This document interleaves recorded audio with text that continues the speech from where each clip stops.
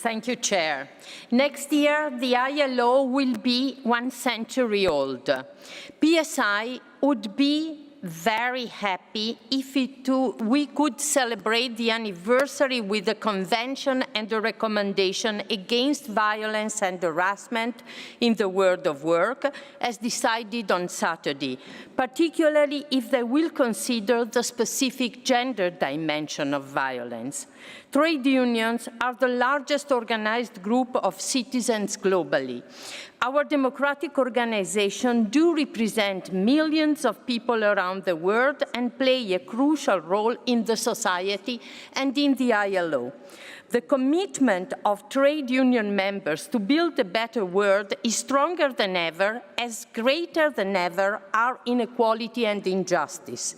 If we want to make sure that no one is left behind, we must be bold and say that another world is possible.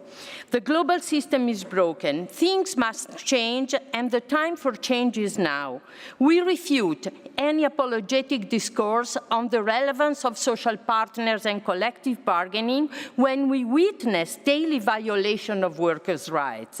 Building coalition with civil society organizations is key for the broad-based policy shift that we need, but it cannot be an alternative to negotiations between the key actors in the world of work, nor dilute social dialogue and the tripartite system.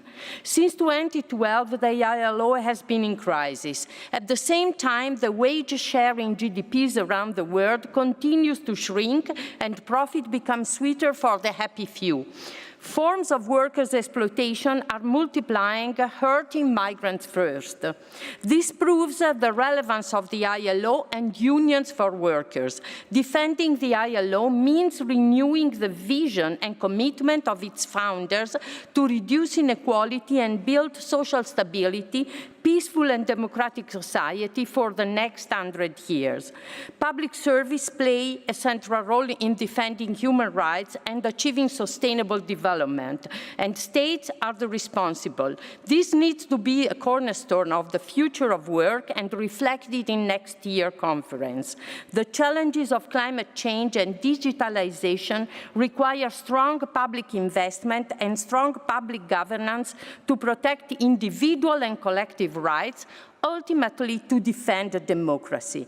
Last week, PSI celebrated the 40th anniversary of Convention 151. While the low level of ratification continues to be worrisome, PSI salutes countries that have recently ratified it, as the Philippines. Convention 151 goes hand in hand with Convention 98. The right to organize for public service workers must go along with the right to collective bargaining and the right to strike. Despite the willingness of some countries, such as Liberia, to take steps forward, public sector workers in many countries continue to be denied the right to organize, particularly in emergency services. PSI encourages the ILO to support the introduction of social dialogue in the public sector as a priority.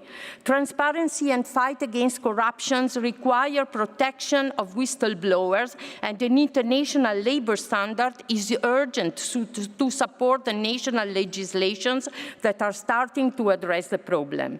The ILO mandate cannot be weakened, and its role in development has to look beyond the global agenda. Funding remains an important challenge, but engaging in public-private partnership is not the solution. This is about providing technical know-how and policy advice to make a difference for working people.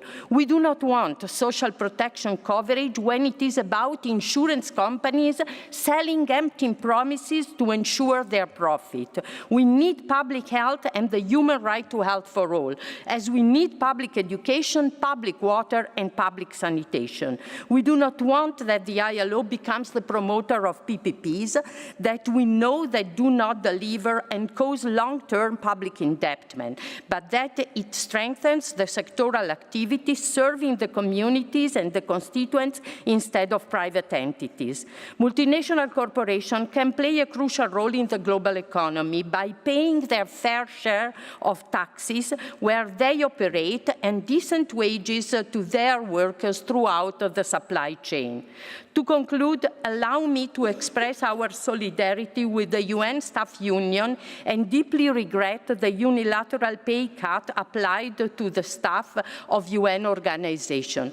The ILO centenary is the right time to recognize UN workers' trade union rights, including collective bargaining. Thank you.